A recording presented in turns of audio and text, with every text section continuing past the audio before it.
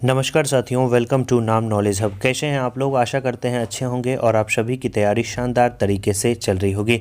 तो बिहार दरोगा super fast revision के आज के इस वीडियो में हम लोग साथियों विश्व भूगोल के काफ़ी ही इंपॉर्टेंट टॉपिक को देखने वाले हैं। यहाँ से हर बार प्रश्न पूछे जाते हैं और इस बार भी यहाँ से प्रश्न पूछे जाएंगे। इस वीडियो में हम लोग विश्व के प्रमुख मरुस्थल को देखने वाले हैं, घास के मैदान को देखने वाले हैं, विश्व के जितने भी स्थानीय पवन हैं उनसे संबंधित फैक्ट्स को देखेंगे और अंत में हम लोग जल डमरू और जल संधियां को भी कंप्लीट करेंगे। तो 3 से 4 टॉपिक है साथियों इसमें और यहाँ से प्रश्न आपको ज़रूर देखने को मिलेंगे। तो चलिए इस वीडियो में इस शानदार टॉपिक को हम लोग कंप्लीट करते हैं। अगर पिछले वीडियो को आपने नहीं देखा है तो जाकर ज़रूर देख लें। एक एक वीडियो से एग्जाम में प्रश्न पूछे जाएंगे। शुरू करते हैं। सबसे पहले हम लोग विश्व के प्रमुख मरुस्थल को देखते हैं। विश्व के मरुस्थल को 2 भागों में हम लोग बांटते हैं, एक उष्ण कटिबंधीय मरुस्थल, एक शीत कटिबंधीय मरुस्थल। उष्ण कटिबंधीय मरुस्थल की बात करें तो जो मोस्ट इम्पॉर्टेंट है जिसे आपको याद रखना है, सहारा मरुस्थल। यह सबसे बड़ा मरुस्थल है और यह कहाँ स्थित है पूछा जाता है तो यह अफ्रीका में स्थित है। इसके बाद थार मरुस्थल आपको पता है भारत में स्थित है।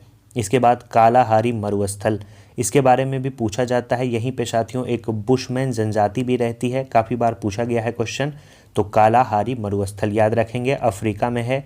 नामीब मरुस्थल, ये साथियों हाल ही में बिहार मद निषेध दरोगा का जो एग्ज़ाम हुआ था उसमें ये प्रश्न पूछा गया था कि नामीब मरुस्थल कहाँ स्थित है। तो याद रखना है अफ्रीका में है। नामीब मरुस्थल नामीबिया में स्थित है जो कि अफ्रीका कॉन्टिनेंट के अंदर स्थित देश है। इसके बाद मोजेब मरुस्थल की बात करें तो अमेरिका में है। Great Sandy, Gibson, Victoria, Simpson, ये सभी जो हैं ऑस्ट्रेलिया में स्थित मरुस्थल हैं। पूछा जाएगा कि गिब्सन मरुस्थल, पूछा गया है क्वेश्चन कि कहाँ स्थित है तो याद रखना है ऑस्ट्रेलिया में स्थित है। इसके बाद अटकामा पूछा जाए तो अटकामा याद रखना है चिली। चिली कहाँ है तो चिली दक्षिण अमेरिका में है। याद रखना है दक्षिण अमेरिका का एक देश है चिली, वहाँ पे स्थित है अटकामा मरुस्थल।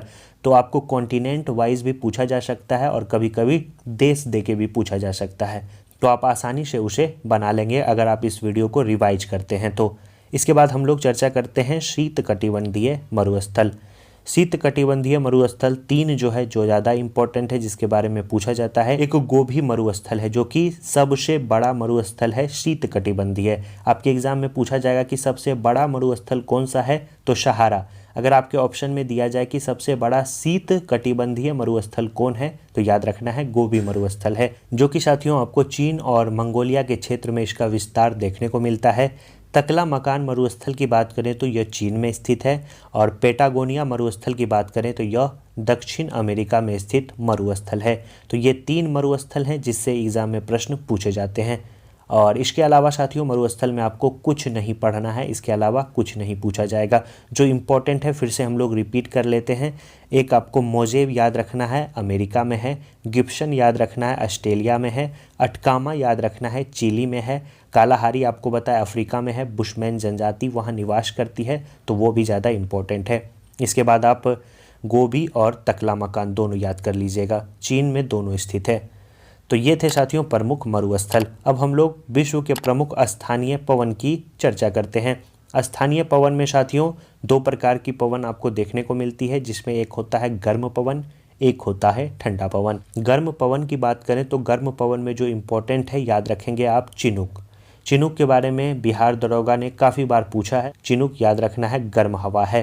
फोन है, शिरोको है, खमसिन है, ब्रिक फिल्डर है, हरमट्टन है। याद रखना है ये सभी गर्म पवन है। हरमट्टन को साथियों डॉक्टर हवा के भी नाम से जाना जाता है। ठंडा की बात करें तो नॉर्दर्न है, नार्टी है, विलीबाओ है, पेम्पेरो है, मोस्ट इम्पॉर्टेंट है, पापागायो है और बुरान है। ये सभी जो हैं ठंडी पवन है। तो पवन से संबंधित ये फैक्ट्स आपको याद रखना है। इसके अलावा और हम लोग देखते हैं गर्म पवन में शिमुम है, नार्वेस्टर है, ब्लैक रोलर है, लू है, चिली है, शामुन है, काल बैशाखी है, जौंडा है और शामल है। ये सभी जो हैं गर्म पवने हैं। आपके एग्जाम में पूछा जाएगा कि इनमें से कौन ठंडी पवन है या इनमें से भिन्न को आपको छांटने दिया जाएगा, तो याद रखेंगे ये सभी गर्म पवन हैं। ठंडी की बात करें तो बोरा है, काफ़ी बार पूछा गया है। केप डॉक्टर है, हबूब है, ब्लिजर्ड है, शीतलहर है, विली विली है और मिरिस्टल है। ये सभी जो हैं ठंडी पवन है। और पवन से संबंधित ये फैक्ट्स भी कभी कभी पूछा जाता है। कौन सा पवन साथियों कहाँ बहती है, स्पेशलाइज पूछा जाता है, तो उसका PDF आपको नाम नॉलेज हब टेलीग्राम पे डाल दिया जाएगा। यहाँ पे साथियों हम लोग सिर्फ और सिर्फ गर्म और ठंडे से संबंधित फैक्ट्स को देख रहे हैं। वहाँ पे जो PDF दिया जाएगा साथियों, उसमें लिख दिया जाएगा कि कहाँ पे कौन सी पवनें बहती है। तो आप उस PDF को ज़रूर देख लीजिएगा। नीचे डिस्क्रिप्शन में लिंक दिया गया है, सभी वहाँ पे ज्वाइन हो जाए। अब हम लोग चर्चा करते हैं साथियों घास के मैदान। घास के मैदान से संबंधित फैक्ट्स काफ़ी बार एग्जाम में पूछे जाते हैं। सबसे पहला जो आपको याद रखना है, शीतोष्ण घास का मैदान, उष्ण घास का मैदान। शीतोष्ण घास के मैदान में जो इम्पोर्टेंट है प्रेयरी, प्रेयरी के बारे में पूछा जाता है कि इसका विस्तार कहाँ देखने को मिलता है, तो प्रेयरी घास का मैदान USA और कनाडा के क्षेत्र में देखने को मिलता है। पुछताछ की बात करें तो हंगरी में देखने को मिलता है। स्टेपी मोस्ट इम्पॉर्टेंट है, मध्य एशिया के क्षेत्र में आपको देखने को मिलता है। इसके बाद पंपास, पंपास के बारे में पूछा गया है कि पंपास घास का मैदान कहाँ स्थित है, तो याद रखना है अर्जेंटीना में है। वेल्ड घास का मैदान कहाँ स्थित है, तो साउथ अफ्रीका में स्थित एक शीतोष्ण घास का मैदान है। प्रेयरी, पुछताछ, स्टेपी, पंपास और वेल्ड, ये सभी साथियों शीतोष्ण घास के मैदान हैं। अब हम लोग चर्चा करते हैं उष्ण घास के मैदान। उष्ण घास के मैदान में आपको याद रखना है लानोज है जो कि वेनेजुएला में है, कंपोज है जो कि ब्राज़ील की घास के मैदान है, इसके बाद शवाना है जो कि अफ्रीका से संबंधित है, और पटाना श्रीलंका में स्थित है। शवाना के बारे में काफ़ी बार पूछा गया है तो VBI लगा लेंगे। शवाना उष्ण कटिबंधीय घास का मैदान है जो कहाँ स्थित है, अफ्रीका में स्थित है, याद रखेंगे। कंपोज कहाँ है, ब्राज़ील में है। लानोज कहाँ है, वेनेजुएला में है। आशा करते हैं घास के मैदान आपके कंप्लीट हो गए होंगे। अब आप गलती नहीं करेंगे। तो प्रश्न कैसे भी पूछे आपको सही उत्तर करके आना है।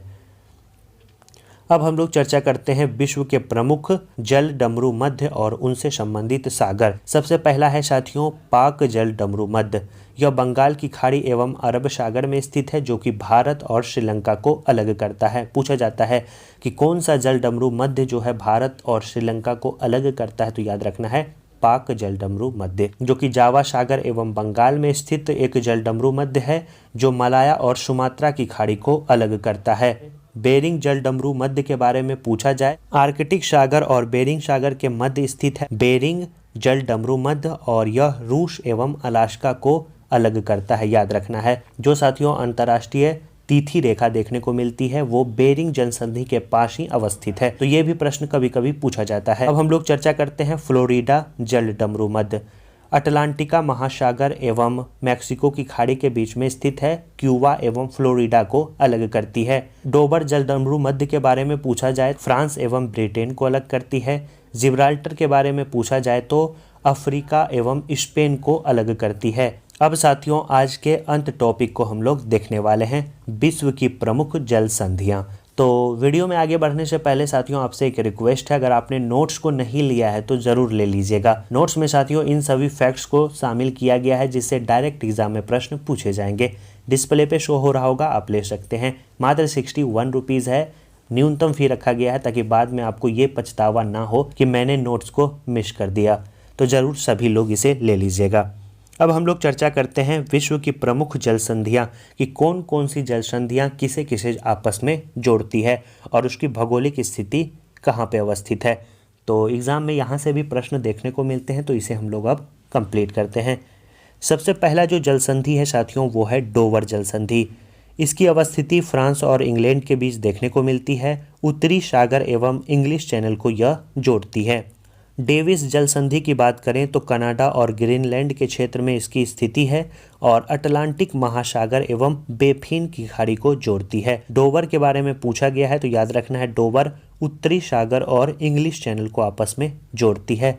डेनमार्क के बारे में पूछा जाए तो ग्रीनलैंड आइसलैंड में इसकी भौगोलिक स्थिति देखने को मिलती है।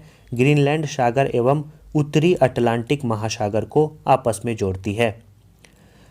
अगला है साथियों पाक स्ट्रेट। भारत और श्रीलंका के मध्य स्थित है पाक स्ट्रेट, जो आपको याद रखना है बंगाल की खाड़ी एवं मन्नार की खाड़ी को आपस में जोड़ती है। मलक्का जल संधि के बारे में पूछा जाए तो मलेशिया और इंडोनेशिया के क्षेत्र में इसकी भौगोलिक स्थिति है और चीन सागर एवं अंडमान सागर को यह आपस में जोड़ती है। पूछा गया क्वेश्चन है कि मलक्का जल संधि किसे आपस में जोड़ती है, तो याद रखना है दक्षिण चीन सागर एवं अंडमान सागर। हडसन जल संधि कनाडा में स्थित है, अटलांटिक महासागर एवं हडसन की खाड़ी को आपस में जोड़ती है।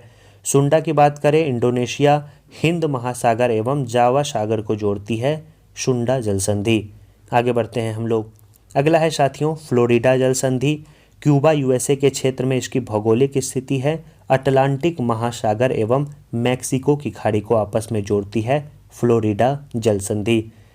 इसके बाद है साथियों बेरिंग जल संधि। चुकची सागर एवं बेरिंग सागर को आपस में जोड़ती है, रूस अलास्का में इसकी भौगोलिक स्थिति देखने को मिलती है। किसे किसे आपस में जोड़ती है? चुकची सागर एवं बेरिंग सागर, मोस्ट इंपॉर्टेंट है बेरिंग जल संधि। इसके बाद साथियों बाब अल मंदेब की बात करें, अरब सागर को लाल सागर से जोड़ती है, बाब अल मंदेब जल संधि, मोस्ट इंपॉर्टेंट है, VVI लगा लेंगे। सुसीमा की बात करें, जापान में भौगोलिक स्थिति देखने को मिलती है, पूर्वी चीन सागर और जापान सागर कोरिया को आपस में जोड़ती है। सुगारू जल संधि के बारे में पूछा जाए, जापान में इसकी अवस्थिति है और प्रशांत महासागर और जापान सागर को जोड़ती है, सुगारू जल संधि, मोस्ट इंपॉर्टेंट है, याद रखेंगे। इसके बाद जो इंपॉर्टेंट है हॉर्मुज जल संधि, पश्चिम एशिया में इसकी भौगोलिक स्थिति है, ओमान की खाड़ी और पार्सियन की खाड़ी को जोड़ती है, हॉर्मुज जल संधि, याद रखेंगे। तो इस वीडियो में हम लोगों ने 4 टॉपिक को कंप्लीट किया। शॉर्ट वीडियो है साथियों, एग्जाम में प्रश्न जरूर देखने को मिलेंगे। और नीचे साथियों आप टेलीग्राम चैनल से जरूर जुड़ जाइएगा। तो चलिए मिलते हैं ऐसे ही शानदार शॉर्ट वीडियो में जिससे एग्जाम में डायरेक्ट प्रश्न पूछे जाए। पिछले जितने भी वीडियो हैं सभी को आप देख लीजिएगा। अब तक साथियों 12 पार्ट कंप्लीट हो चुके हैं, उन 12 वीडियो को आप जरूर देख लीजिएगा। धन्यवाद साथियों।